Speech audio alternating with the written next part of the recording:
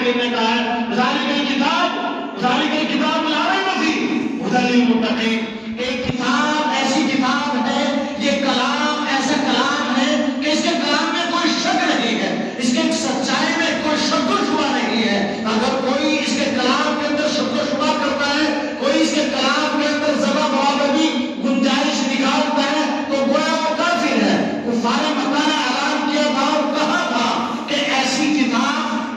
جو محمد صلی اللہ علیہ وسلم سناتے ہیں، یہ تو ہمیں ساحروں والا کلام لگتا ہے، یہ تو جادوگر ہے، یہ اپنا کلام لوگوں کو سنا کر اپنا گھنٹیدہ بنا لیتا ہے۔ قرآن عظیم نے کہا کہ اگر تم ایک ایسی صورت بھی پیش کر سکتے ہو، تم بھی تو عرب ہو، تم بھی تو فصاحت بلاغہ اور علماء،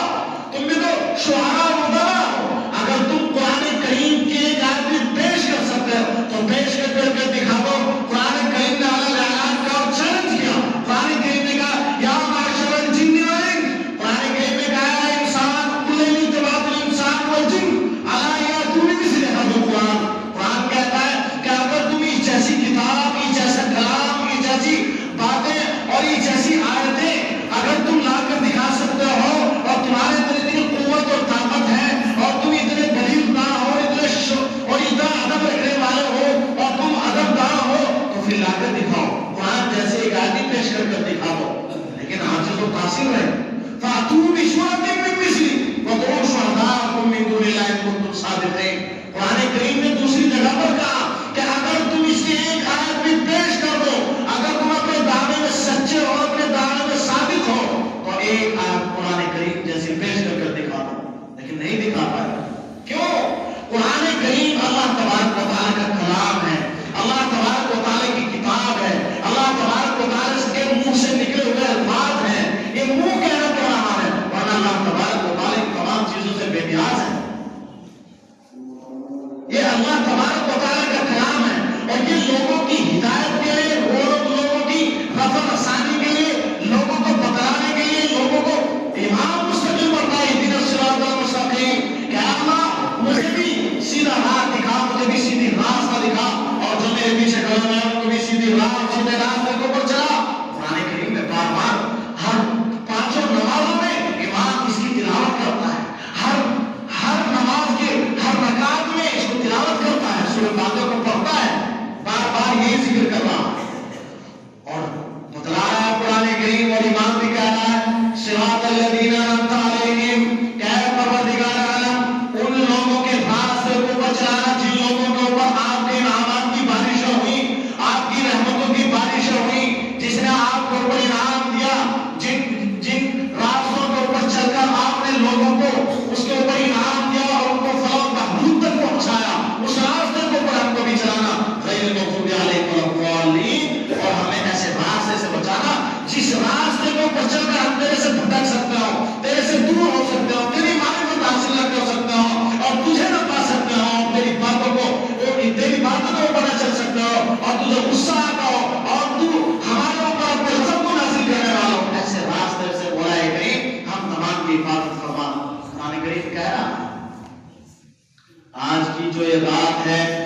یہ متبرک اور رونق رات ہے، یہ رات شور و شراب کرنے والی رات نہیں ہے، یہ رات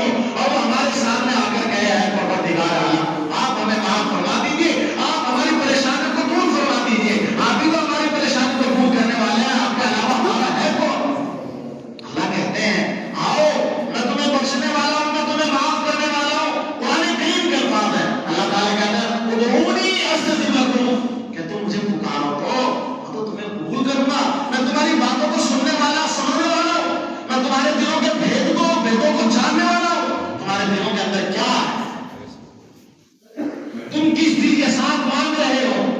کس نیت کے ساتھ تم مجھے پکار رہے ہو۔ شریعت نے یہ نہیں کہا کہ تم 1 گھنٹہ جاگو، 2 گھنٹے جاگو، پوری رات جاگو، نہیں۔ شریعت کا تقاضا یہ ہے کہ جتنی ہمت ہو، جتنی طاقت ہو جسم کے اندر، بدن کے اندر، جتنی خلوص نیت کے ساتھ اللہ تبارک و تعالیٰ کی عبادت کر سکتے ہو تو عبادت کرو۔ نیت خالص رکھو، صاف رکھو۔ اللہ کے گھر میں آئے ہو، اللہ تبارک و تعالیٰ کی باتوں کو سنو، اللہ تبارک و تعالیٰ سے لو لگاؤ۔ یہ اللہ کا گھر ہے، یہ کسی اور کا گھر نہیں ہے۔ قرآن کہتا ہے اپنے گھر کے بارے میں، اللہ تبارک و تعالیٰ کے گھر کے بارے میں قرآن کہتا ہے وَأَنَّ الْمَسَاجِدَ لِلَّهِ فَلَا تَدْعُوا مَعَ اللَّهِ إِلَٰهًا آخَرَ، کہ تم مسجد میں آ کر بھی اللہ کے علاوہ کسی اور کو پکارتے ہو، کیوں پکارتے ہو؟ یہ اللہ کا گھر ہے، اللہ کا دربار ہے، یہ اللہ کا ہے۔ آؤ گے، اللہ کو پکارو گے، اللہ پکار کو سنیں گے، اللہ تبارک و تعالیٰ سارے گناہوں کو بخش دیں گے، معاف کرنے والے خدائے کریم۔ جب ایک بچہ اپنے باپ سے کہتا ہے کہ ابو مجھے 10 روپے چاہیے، ابو پوچھتا ہے کیوں چاہیے 10 روپے؟ بیٹا کہتا ہے ابو آپ ہی سے 10 روپے لوں گا، اس نے کہا میرے باپ ہیں۔ ہاں، باپ کتنے بھی ناراض ہو اپنی اس اولاد سے، کتنے بھی غصے میں ہو، جب وہ اپنے قدموں میں، اپنے باپ کے قدموں میں گر کر اور ٹانگیں پکڑ کر یہ کہے گا کہ آپ ہی سے لینے ہیں مجھے 10 روپے، باپ کہے گا کہ کیوں لینے ہیں؟ بچہ کہے گا اس لیے لینے کہ آپ میرے باپ ہیں اور میں آپ کو اپنا باپ مانتا ہوں، آپ ہی سے لوں گا۔ تو باپ کی جو محبت ہے وہ چھلک جائے گی، سینے سے نکل کر باہر ظاہر ہوگی اور کہے گا نہیں میرے بچے تو میرا ہی بیٹا ہے، تو 10 کی بات کرا تجھے 50 دوں گا، 50 لے۔ ایسے ہی جب بندہ اللہ تبارک و تعالیٰ کے قریب آئے گا، اللہ تبارک و تعالیٰ کی بارگاہ میں آئے گا اور اللہ سے کہے گا یا اللہ میری فلاں پریشانی ہے، میں معاشی حالات سے پریشان ہوں، میں بیماری سے جھوج رہا ہوں، میرے پاس دوائی کے لیے پیسے نہیں ہیں، اپنے علاج معالجہ کرنے کے لیے میرے پاس کوئی سہارا نہیں ہے، میں پریشان ہوں، تیرے دربار میں آیا ہوں، میں تجھ سے مانگنے کے لیے آیا ہوں اور تو وہ داتا ہے کہ جو دے کر لیتا نہیں ہے، تو وہ داتا ہے کہ جو دے کر کسی سے کہتا نہیں اور کہتا نہیں ہے، اس لحاظ سے میں تیرے دربار میں آیا، پروردگار اعلیٰ میں آپ سے لوں گا، آپ مجھے دیں گے، بخشش کرنے والا آپ ہیں، آپ کا علاوہ کوئی بخشش نہیں کر سکتا، آپ ہی معاف کرنے والا، آپ ہی دینے والے ہیں۔ اللہ تبارک و تعالیٰ کی رحمتیں کاملہ جوش میں آئے گی اور ایک ہی پل میں اعلان ہو جائے کہ جاؤ میں تمہاری مغفرت فرماتا ہوں۔ تو یہ ہمیں یہ کرنا، آج جس خوشنمائی کے ساتھ میں مسجد بھری ہوئی ہے، عشاء کی نماز ہوئی، تمام لوگ آئے، الحمدللہ، اللہ تبارک و تعالیٰ آپ کا کو قبول فرمائے، اللہ تبارک و تعالیٰ آپ کے جاگنے کو، آپ کے حراموں کو قبول اور مقبول فرمائے۔ مولا کریم، میرے بھائیوں، ایسی مسجدیں تو ہمیں روزانہ سجانی چاہیے، ہر نماز میں سجانی چاہیے، ہر نماز میں ہمیں چاہیے کہ ہم بیدار ہو کر آئیں، ہمارے نوجوان ایسے ہو، ہمارے بڑے بوڑھے ایسے ہو کہ مستقل طور سے نیند ہونی چاہیے اور صبح فجر کی اذان کے بعد ہر مسلمان کے گھر پر، اس کے در پر روزانہ ڈنڈا لے کر جائے اور اس کی کنڈی کھٹکھٹائے اور کہا میرے بھائیوں سونے والوں اٹھ جاؤ۔ اللہ تبارک و تعالیٰ کے موسیقی نے بہت پہلے اذان دے دی، وہ تمہیں بلا رہا ہے، سونے میں تمہاری کامیابی نہیں ہے، تمہاری کامیابی اللہ تبارک و تعالیٰ کی دیر میں کامیابی ہے۔ تم سوتے رہو گے تو سوتے سوتے مارے جاؤ گے، جیسے آج مارے جا رہے ہیں ایسے مارے جائیں گے۔ جب تک غفلت کی چادر کو چاک نہیں کریں گے، جب تک ہم بیدار نہیں ہوں گے، جب تک ہمارے سروں کے اوپر ٹوپیاں نہیں ہوں گی، جب تک ہم نمازوں میں ایسے ہی چوک در چوک اور بازاروں اور گلیوں کو بھول کر نہیں نکلیں گے، اس وقت تک ہم اس ہندوستان کے اندر کچھ نہیں کر سکتے۔ اسی طریقے سے غلامی کے انسنجیوں میں چکر رہے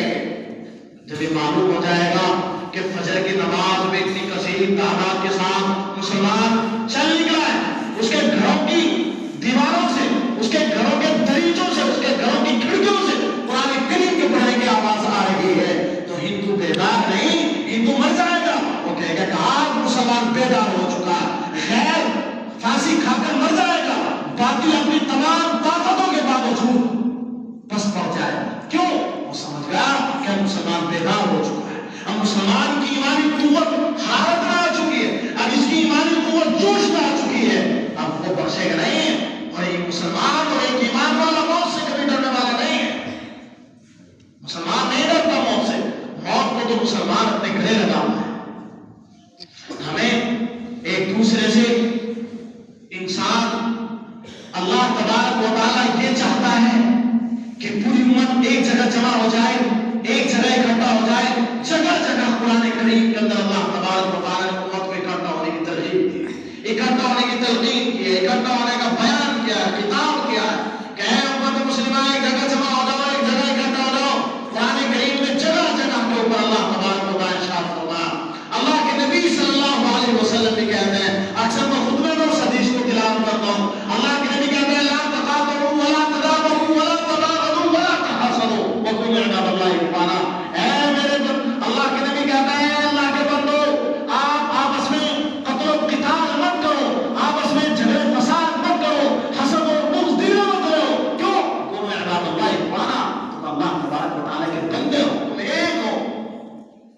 اللہ تبارک و تعالیٰ قرآن کریم کے اندر بھی اللہ تبارک و تعالیٰ ارشاد فرماتا ہے وَلْتَكُن مِّنكُمْ أُمَّةٌ وَاحِدَةٌ, کہ تم سب کے سب ایک امت ہو, تم ایک جماعت ہو. تم فرقوں میں کیوں بٹے ہوئے؟